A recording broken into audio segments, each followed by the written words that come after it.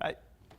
So yeah, my talk is Code Janitor, nobody's dream, everybody's job, and how Erlang can help. So yeah, as Mahesh said, I usually have that presentation slide. I can skip it. The accent is because I'm from Quebec, so if you have any problem understanding, you can interrupt me, ask questions, or whatever. I've been working before for Erlang Solutions, Adgear Technologies, and I now started at Heroku. And I'm also the guy who works in the Erlang shell trying to get history to work for the last few years and still failing. In general, maintenance is the price to pay to earn the right to write new code. Who here, just by a show of hands, hates doing maintenance work? Yeah, that's still a good number of hands. Who here really, really loves it? You've got two guys, okay, right? And 2 people out of a room that I don't know are maybe 30 or 40, or maybe less than that. I'm really bad at counting. But yeah, that's a very, very, very small part of the people who really, really love to do maintenance. And most of the time, it feels a bit like going through a forest of old code cobwebs and just trying to fight all the monsters in the dark and everything. And it's very, very kind of boring work. And we have to think as developers, if only 2 people in the room really love to do maintenance, how much of our work in general is maintenance? Well, it turns out that because of many, many papers, what they find out is that when you build a new system, 30% of the time is spent on developing it, building it, doing the specifications and whatnot, just building it, and 70% of the time is maintenance. So what this means is that everyone here in this room in general will hate 70% of their job, or at least not be the part they like. And we still really like developing and whatnot, but most of it is boring stuff we don't really care about. And it's also boring stuff that companies don't really care about. Once you ship it, whatever, it's just seeing the budget in it and whatnot. And we kind of expect that, yeah, the first 30% are really, really important. You put your good programmers on that, your best people on architecture, you put your resources in there. And in the end, what it ends up being is that 60 to 80% of the actual money spent on the project is going to be spent on maintenance anyway. So right, well, most companies will do is they'll get their best programmers write the new systems, and then they'll send them write other new systems, and you take the interns and the newcomers, and you send them doing maintenance. And it turns out that most of your budget and most of your operational costs are going to go on the people who have no experience, that you're giving them most of the work to do on the lifetime of a product. It's kind of a bit stupid, but where does the time go, basically? When we think of maintenance, people think of usually solving bugs. The types of maintenance that you have are basically divided into 4 categories. You've got the corrective maintenance, which means there is a bug, we need to fix that. You've got the adaptive maintenance. Oops, I hit the microphone. You've got the adaptive maintenance, which basically means the environment changed. Let's say you just updated your Chicago bus install and whatnot to R16B, and now your parameterized modules are gone. Well, you need to do some maintenance work to be able to keep going with that. You're updating your databases, you're talking to new clients or third parties that change your APIs. You need to do maintenance in that. This is adaptive. You got the perfective maintenance. I'm dealing with some kind of a blog platform, because blog platforms are the perpetual example. And at some point, people say, well, nobody really uses RSS anymore. I want to have my share button on Twitter or whatever. So you need to adapt in general to the technology and perfect whatever system you have according to the needs of people. And maybe in 1996, you were fine just being able to publish text, but at some point, then you needed to be able to publish images, publish videos, being able to edit stuff, have multiple permissions and whatnot. And as people use your system, you need to perfect it to go with the use people have about it and the expectations of your software. And then you've got the emergencies. Someone tripped over a wire or killed something. And one example I liked was Tandem Systems in the 80s, where they received a support call about, well, someone just drove into the data center and knocked the server over. And they said, oh, is it still running? They said, yes, but we want to know if we can put it back up without breaking stuff. And yeah, that happens. Those are emergencies. There are things you have to do about maintenance. So there's a law. There's a bunch of laws. There are 5 of them. I mentioned 2 here. They're called Lehman's Law. The Lehman made a few papers in the early 80s and then revised them in the 90s regarding software development and the general costs you have. So the first law is a program that is used and that has an implementation of its specification that reflects some other reality, undergoes continual changes, or becomes progressively less useful. The change or decay process continues until it is judged more cost-effective to replace the system with a recreated version. So basically, you write software that's simple, does the right thing. And if you leave it that way, even if it was perfect at the beginning, it will be useless in a couple of years, in a couple of months. It will depend on your users. They'll get used to it. You'll create new needs. The environment is going to change. Or maybe the program is going to be big enough to influence or impact the environment it evolves in, and basically make itself useless. So you will need to have change in there.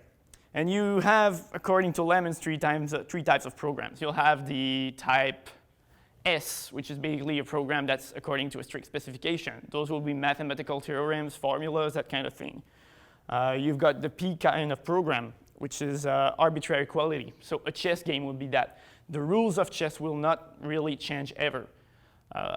However, the quality of the game of chess will entirely depend about who plays it, the environment it sits in, what's your target audience. So if you play for newcomers, then you need a different kind of AI in your chess game than if you do it for professionals.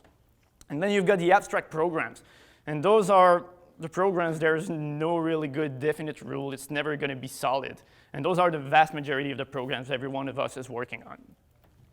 So you think, well, what I'll do is I'll just change a program as it goes, and that's going to be it. It's going to be fine. And there's a second law, which basically says that an evolving program that you modify just keeps deteriorating in structure until it becomes impossible to maintain. So a program is never going to be useful forever, so you need to change it. But the more you change a program, the harder you make it to change. So the more you touch the code, the less easy it is to do. And unless you take very, very specific steps to do that, it's going to cost so much to fix or upgrade the program, you're just going to give up and write a second system, which usually fails because it's a second system. And generally, the problem there is complexity. And complexity is a purely human problem. If the computer gets a very, very, very hard program, it's still going to execute it. It's not going to complain until it's technically wrong. So the problem is purely human. Humans don't understand the program. They have to take time to understand it and whatnot. And so when you do maintenance and you have this big hairball of a program that needed to evolve, but nobody really took the time to understand what it does before changing it, you get into something a bit like that. And those are statistics that I obtained from a few papers. Usually, the time it takes to understand what a program does over the lifetime of a program. See that in the maintenance time, it will be something about 60% of the time of maintenance will be spent trying to understand whatever the program is doing. Given that maintenance is about 70% of the time of a project, you can have up to more than half of the time that a software product exists, more than half of the time you'll spend on developers will be developers trying to understand what the hell the system is doing. So that's a very, very big problem. It's not even about how do I build the stuff, it's how do I even read the code? How do I know what the program is doing? And we don't know how to do that, even in this day and age. It's kind of the same thing. We're just all terrible at writing readable code. And we still have people who are saying, well, you need to have self-documenting code, and you need to have this, and you need to have that. But in the end, it's still terribly impossible to maintain, costs a lot of money, and it's all our own fault. So where do we go to find information in general? Well, the source. The source is Jesus of finding information. It's always right because it's what is in production, and 70% or 7 in 10 industrial development groups will know that the code is their main information source. You don't even go to coworkers, you don't go to documentation, you don't go to whatever, you go right in the code and find it. Then you go into coworkers. Coworkers as the second source. The only reason they're the second source is because usually they've been to the code before you, and so you can skip that step.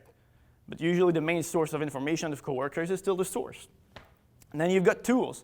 That would be knowledge bases, bug trackers, and then fourth position will be documentation, will be wikis, could be inline comments, could be whatever. And the main reason why people put documentation so low is usually that it's either not there or it's outdated. And I think everyone here has dealt with documentation where this is the case. So yeah, Erlang can help. So around August, I've run a poll online that probably a few of you have answered. I've got 170 developers who participated in the poll. And this was a main question in it, apart from just figuring out who is whom. And you are hired to take over an existing Erlang code base. And based on your experience, what do you think is important for you to feel comfortable enough to say that you own the code base, that you have the owner of the code? And basically, the first one is use of source control. If you don't use Git, SV, and Mercurial, whatever, nobody's going to want to work on your code. It's over 80% of developers judge it absolutely essential. The second one is having managers that give you time to work on the code. And this isn't surprising when you consider that over half of any software project's time is going to be spent trying to figure out what the hell it's doing. If you don't have time to adapt to the product, you're never going to be able to understand it and maintain it in the first place. The third one is kind of surprising. This is the respect of OTP principles by using behaviors, gen servers, supervisors, applications, and JNFSM, and event managers. Once you're done with that, you get into the presence of tests, common test, unit, quick check, proper, trick, whatever you can think of. Documentation at a higher level. I split documentation into sections. You've got documentation at a higher level here. Then you've got the documentations that are comments in code. And there's a difference in there in how people perceive them. Documentation at a higher level is initially more important to Erlang programmers in general. Familiarity with the problem domain is ranked a bit lower, and then you've got the others, coworkers, ability to have code trackers, and whatever. What's really, really, really interesting about that is that 9 of the top 10 results in there are not Erlang specific.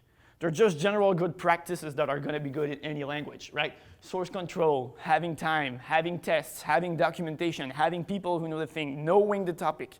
Those are general things that people will find very, very important. This then raises the next question. Why the hell is OTP judged to be more important than even having tests, or even having documentations, or even having coworkers, or even knowing the problem, the domain problem that you're working on? This means that you give an OTP programmer who's used to do web development to go work in some kind of, I don't know, embedded software or whatever, and they'll say, yeah, sure, I'm fine as long as it's OTP. And this is kind of something special that you might not see in most languages. So this raises a question about why OTP matters. And the idea here is the importance of behaviors, obviously, because that was the top result. So we've got 3 components, the workers, the supervisors, the applications. And I think most of you are kind of familiar with the concepts. The workers, you have the message dispatchers, that would be the gen event. You've got the data managers, could be gen servers. You've got the independent agents, that could be the JNFSMs. You've got the supervisors. And supervisors are really the wonderful thing here. Because when you put processes in the supervisors, you're kind of implicitly declaring what depends on what, how they should be started, how they should be stopped, how they should crash, and what are their direct dependencies. And one very interesting thing here is just really how they should crash. Because what other programming language or platform that you know that asks you, how do you want things to fail? Most languages you work with, or most tools you will use, will tell you, well, how do you want to prevent things from failing? Do you want to type check them? Do you want to run some kind of static analysis? Do you want to have tests? Erlang is kind of just saying, well, no, it's going to crash anyway. I mean, I know that everyone in this room is kind of dumb in all different ways. And one of you is going to make a mistake, and it might be me and whatever. So it's going to fail. How do you want it to fail? And you have to think about that. And it's something that, in general, when you're doing development, you don't think about. Then you've got the applications that take all these workers that you've decided how you want it to crash, and then you make them into bigger entities that you just nest into one each other. And then you can say, well, that application depends on that one and that group of workers. And you can think about them at a higher level. And what's interesting is that OTP is being used by people in pretty much any domain. And they force a common development pattern on every single programmer. There's a focus on protocols, isolation, dependencies, and well-thought-out crashes. Everyone who's using Erlang and OTP ends up thinking about how they want their applications to crash if they're doing any kind of write. So usually maintenance is going to be some kind of Jenga thing, right? You start with a tower, and building a tower is really, really fun and easy. You just do it, you pile up the blocks, and it's fine. And then a manager, a customer, or whoever decides to tell you, well, I want to replace that block and I want a blue one instead. If it's at the top, it's not too bad. But then if you've built everything as a nice tower of abstraction and someone wants to tell you, well, you need to change the block at the bottom, it becomes really like Jenga. You have to remove it very, very carefully and swap in the new one without having the tower topple over. And then if you've got 3 or 4 people working on the program at the same time, it's very, very unstable and difficult to do. And really programming in this day and age is still like building towers and buildings and whatnot, but with Jenga blocks. That's what we're doing as a programmer in general. And what would be nice is to be able to do it with Lego blocks, where you just kind of snap it, replace stuff, and just close it in there. And they're fixed together in a way that doesn't fall over every time someone touches it. And you have just one guy who has the permission to check the commits or whatever, because otherwise, who knows what's going to happen. So you use protocols.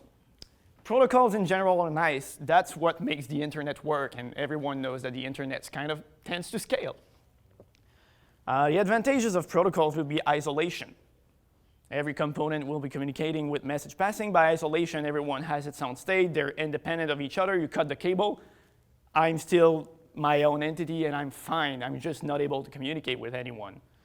Message passing means that, yeah, I'm not sharing anything that's core to whatever my component is. I'm just able to send it over. And these two things together already are kind of nice, because you know that there's nothing connecting you to the other part, and there's a strong possibility that it's not going to be there. It's going to be slow. It's going to be missing. It's going to be unreliable. And as soon as you have protocols as an idea about how to build things, you start to building with the idea that stuff will fail, because it will for real. And so you end up having defining abstract standard. You've got TCP that tells you, well, you have possibly that ordering is going to be wrong. It's going to fix it for you. You've got the BinTorrent wire. That's a different protocol. And you've got HTTP. And God knows everyone's tunneling everything over HTTP these days. And then when you look at Erlang and OTP, and you see these same things, the isolations of processes, you see the message passing, and then the applications and the behaviors are the things that use the protocols. If any of you has any of you looked at how Gen server is implemented? Time to time, yeah, there's a gen.erl module, and there's the call function that's being used by everything, and the supervisor is a Gen server itself. And in Erlang, you basically have this very basic idea that you have synchronous calls, asynchronous calls, you need to monitor, you have links and whatnot. There's this kind of protocol about how you should set up a communication with another process depending on how you want to talk with it.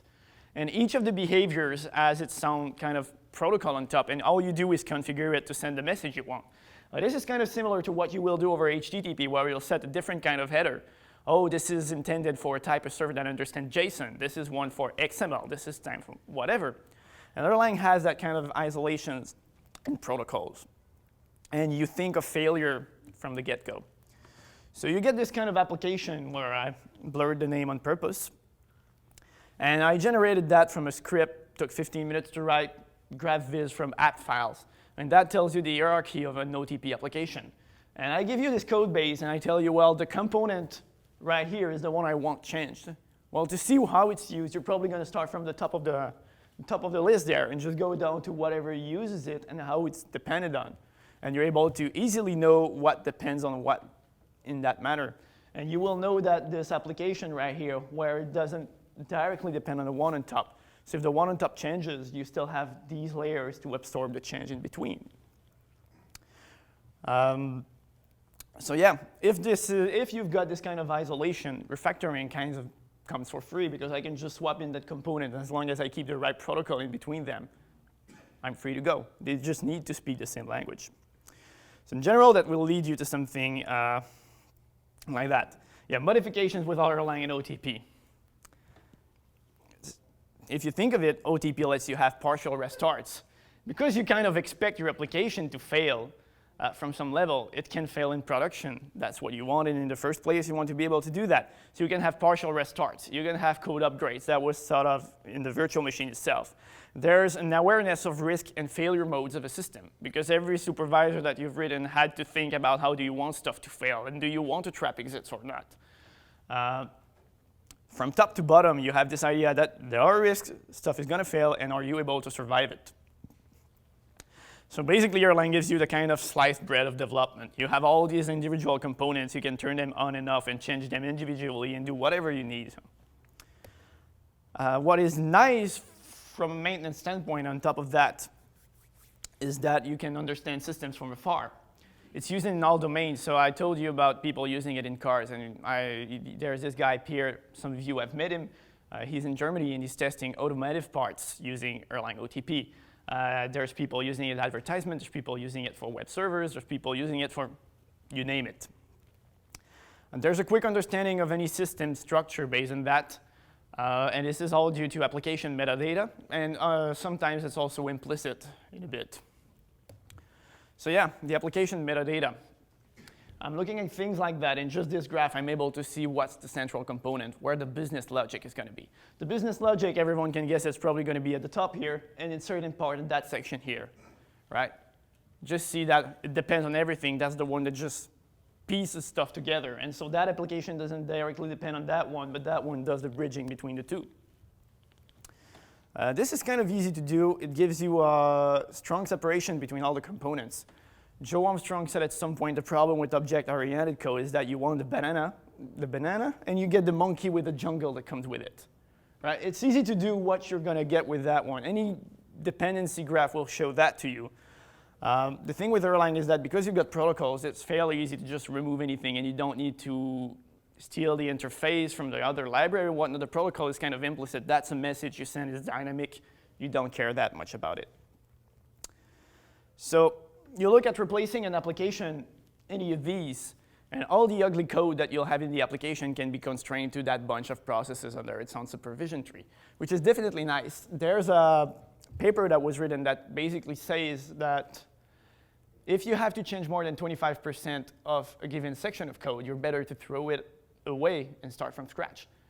If you change less than 25% of it, just rewriting it will not introduce that many bugs. But statistically speaking, if you rewrite more than 25%, you're introducing as many bugs as rewriting it from scratch. So if you can constrain your code and your modules in a way that you can just throw them away instead of reusing them all the time, it gets pretty easy to just rewrite all the new components, save times, and don't really have more bugs than anything else if you had to do major rewrites. So the isolation and everything is definitely good. Well, to help understanding, we have the standard patterns, right? And before I get into that, I want to mention the idea of reverse engineering. I've been talking about the code for a little while now, and we kind of see usually reverse engineering as a thing that someone does when they don't have the manual and whatever on a black box and you try to do. But the same thing usually at any kind of system like this one. If I just show you a repository with nothing in there, you don't have any manual, you don't have a README, you don't have anything, well, it's yours to figure out what's going on. And so this begins the step of reverse engineering.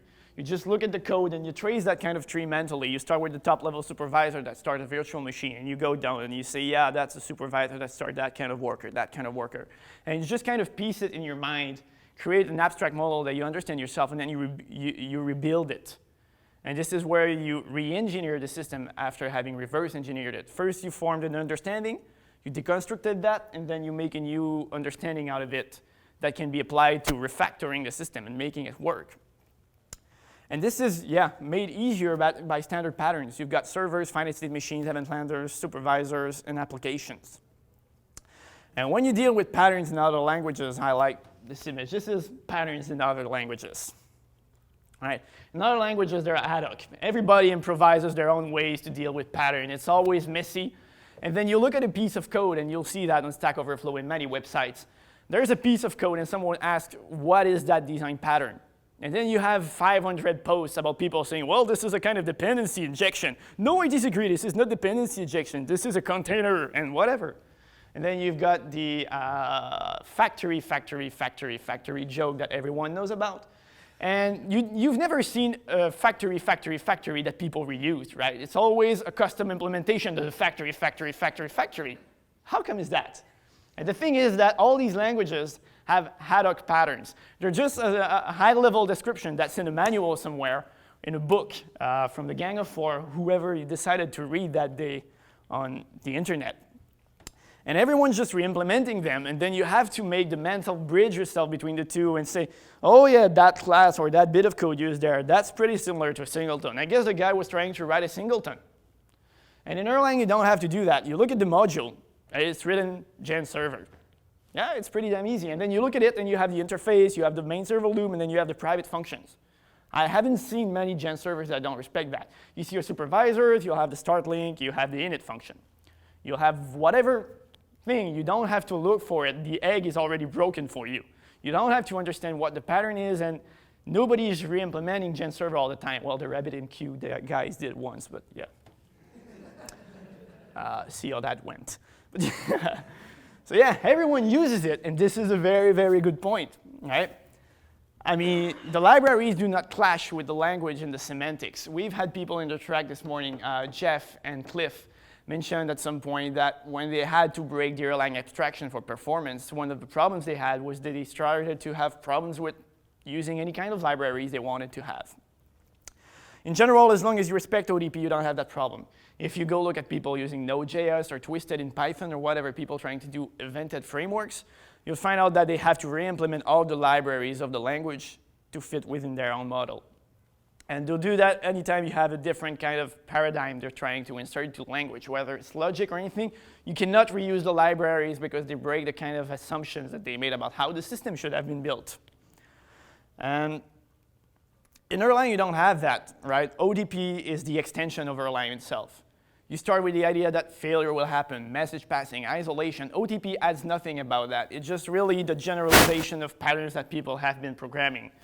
There's nothing that you will, there's barely any library you'll use online that's written on an OTP application that won't fit into your application unless it's really, really, really not appropriate for the kind of work you have to do. Who here uses Lagger as a logging library, for an example? I bet all of you, I think I count about 12, 13 hands, don't work in the same domain area. You don't need the same logger, but you're able to adapt it that way because everyone can use anybody's library in pretty much any domain if they need to.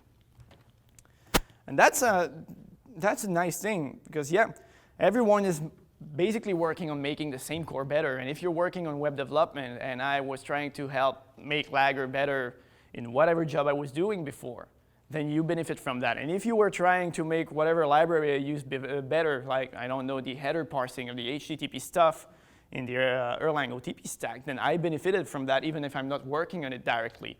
And that's because everyone uses the same kind of libraries.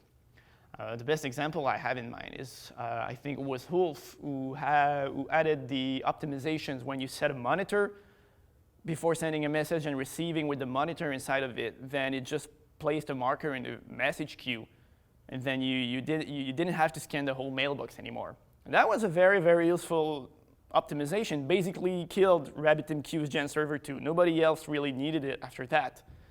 And nobody needed to change their code base. Nobody needed to install the new Gen Server. They just had it out of the box because everyone was using the same damn thing and everyone benefited from the same optimization. And that's useful. And that helps with reverse engineering, as I said, because everyone is using the same patterns. Everybody's going to see the same kind of code. And you don't really have that many things to fit in, right? You're going to see a Gen Server. What are you going to expect?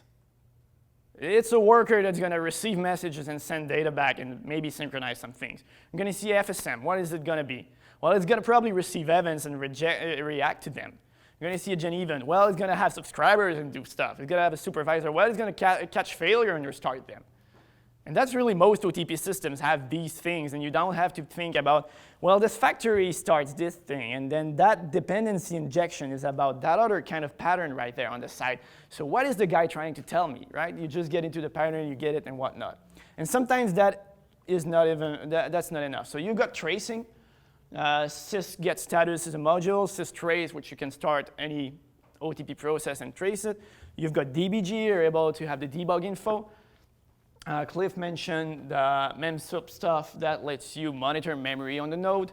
You're pretty much able to inspect anything you want in Erlang, and we've seen that in the talk right before here about analyzing any kind of statistics you have about Erlang and pushing it very, very far to be able to understand your system in a way that's usually not possible.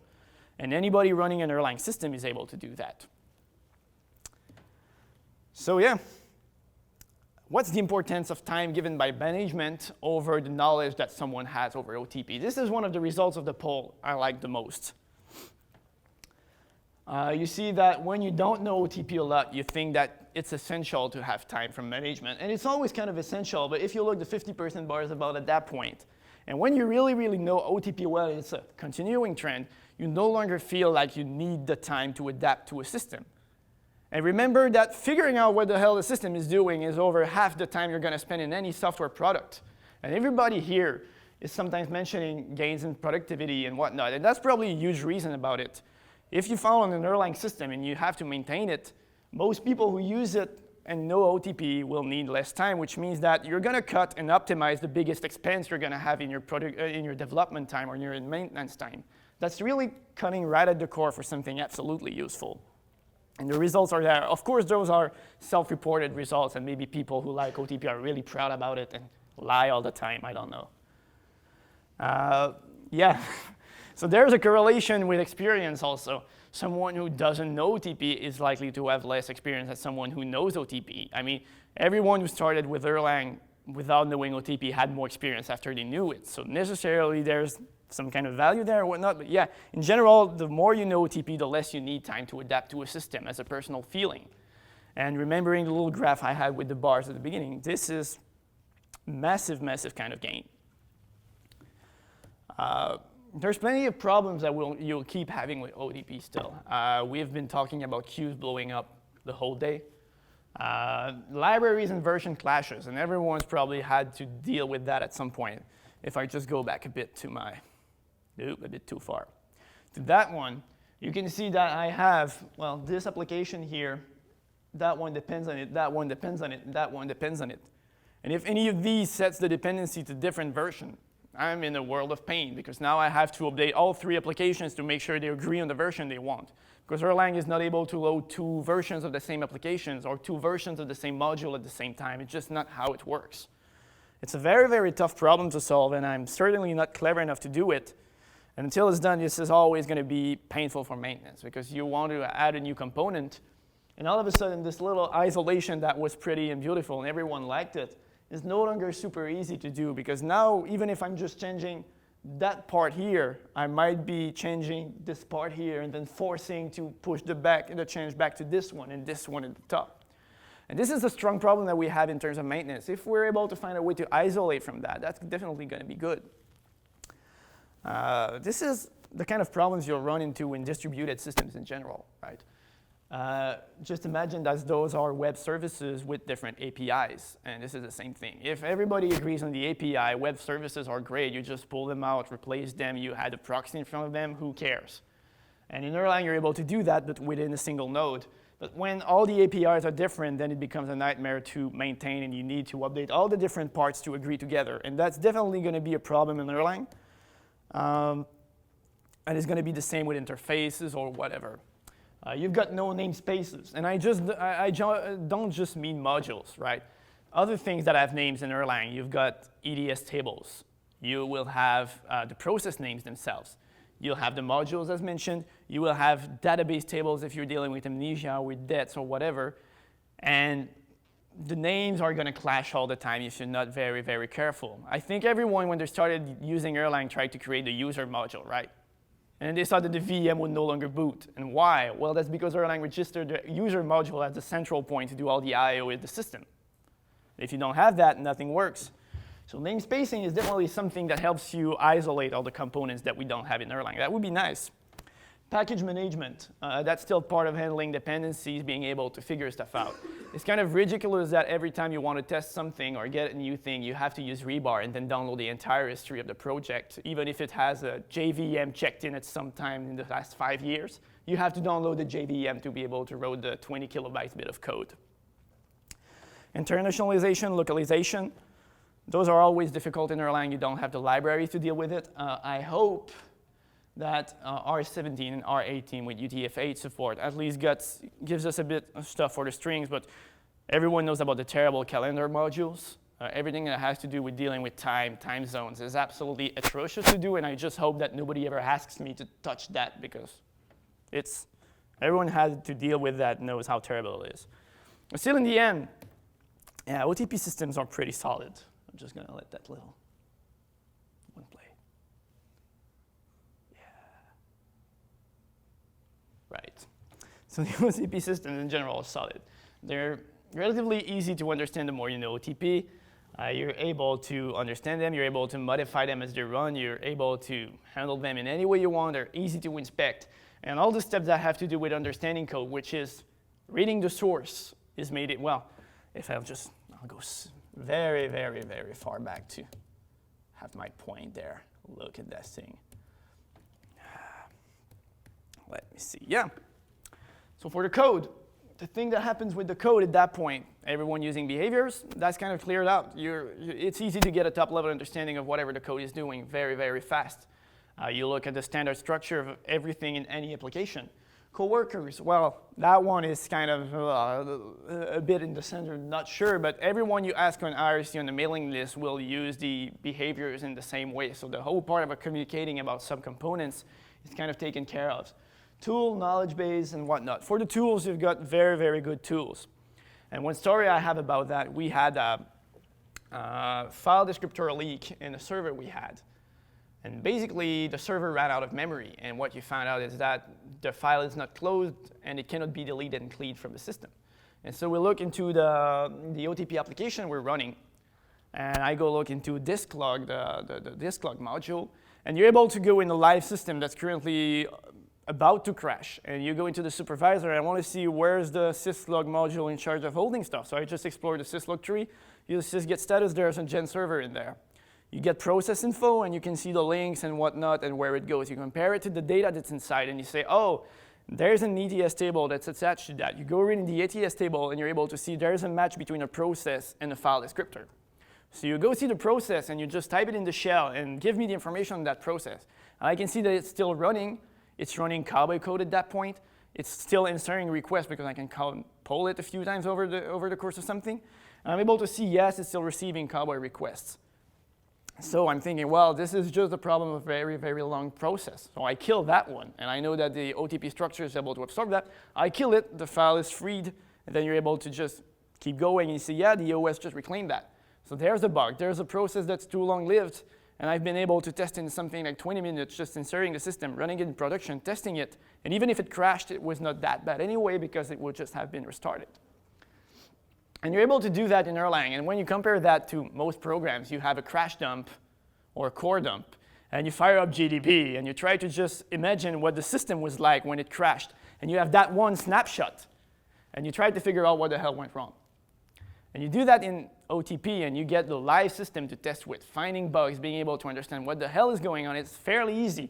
And it turned out that the problem was that we misconfigured Cowboy and forgot to give it a max keep a lifetime. And we had requests over a single socket that could last 5 days, which meant that you would accumulate a truckload of empty logs that no longer were needed. And yeah, you just put the keep alive, you restart the Cowboy server, the application is still running everywhere, everything it was processing is still alive. I just reloaded Cowboy, so it took the new configuration, and there you go. The application went, you have basically no downtime. At most, it looks like a blip in the network. And that's it. You maintained the problem, diagnosed the bug, and fixed it, and it took less than 2 days from the time the bug was discovered to fixing it, just by being able to inspect the system as it ran, which is something extremely valuable that we don't have all the time in any other systems. And that's fairly valuable if you consider the time it takes and the opportunity cost of not being able to work on that and whatnot. Let me get, I'll do clapping for me in the other room. Yeah, so if you want sources, the slides are going to be online for every kind of statistics I mentioned, the programs, life cycle, laws of software from Lehman in 80. There's a new version that was, I think, in 1998 when he updated it. Software maintenance by Gerardo Canfora and Aniel, I don't know how to pronounce that name. It's basically a survey paper of about 80 other papers, and it's a great, great one. Software maintenance clarity in code, give me a few numbers. Poll results, that's the poll I had. And the number about 25% code reuse is not on there. It's analysis of errors in a reuse-oriented development environment that was done at NASA. So yeah. Here's a shameless advertising. Do we have any questions? No questions. Huh? Oh, yeah. Do you have any questions? Because if you do have questions, I actually have goodies to give, which include the books for the... Actually, yeah. So if you can think up of a question, or maybe just a story about, yeah, Erlang helps you and you couldn't have done it otherwise. Yep. This might not be a question for you, it might be for the OTP team in general, but are there going to be more kinds of gen behaviors? Like, I see like in pools pretty often, you have to go to pool boy for that. So is there going to be a gen pool anytime soon or anything like that? Well, do we have anybody on the OTP team directly? No? All right, so I'll try to crack an answer to that. Yeah, there's a talk tomorrow. In general, I think we've seen attempts to add behaviors that didn't go exactly over too well. It's definitely possible. The problem I see with having a pool that's generic is that pool properties are very, very hard to predict what you especially need. So pool boy is great for a lot of people. I had written discount, I think I presented it last year. That was good for different scenarios. And then you've got different metrics and different people, what they'll want is more of a work queue and whatnot. Jay Nelson had worked on GenStream. That could be seen as a kind of pool where it pools resources and sent them into a single stream. So the idea of a pool, I think, is still very general enough and nobody really agrees on it enough to have a very solid behavior until adding 3 or 4 of them, or having so many knobs that it's impossible to really maintain it easily. It could be done, I think.